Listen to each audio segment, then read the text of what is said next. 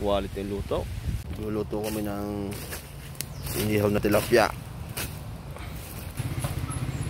Tilapia at liempong baboy. Dito kami sa gitna ng kagubatan. Dito na kami inabot ng gutom, kaya mag-iihaw kami ng liempong tilapia dito. Ito yung gagamitin naming baga. Yan. Tapos kawain na lang gamit. Kami nasa gitna ng gubat.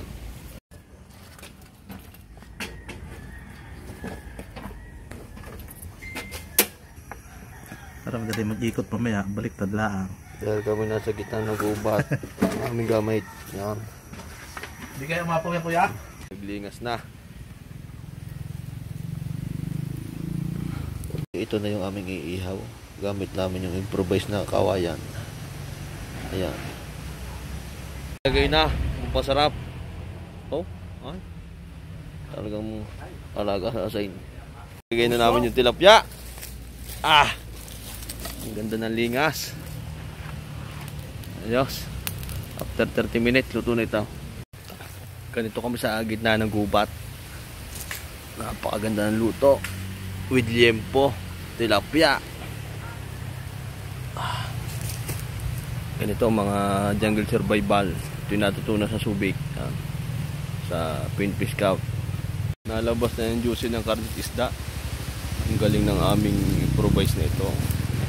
Tinatutunan namin sa mga aita sa Subic. Okay guys, paluto na. Ganito kami sa bundok, jungle survival. Ayan, dadagdagan namin. At para hindi na kami magkakanin. Dahil sa bundok walang kanin. Oh. Ang ganda ng luto. Ito yung aming improvise na ihawan. Napakaganda. Lobos ang juicy ng karne. Quality. Ayan. Lalong luminaw. Paluto na siya. Napakaganda ng karne. Liempo. Namamatak na yung mantika niya. After 10 minutes pwede na to.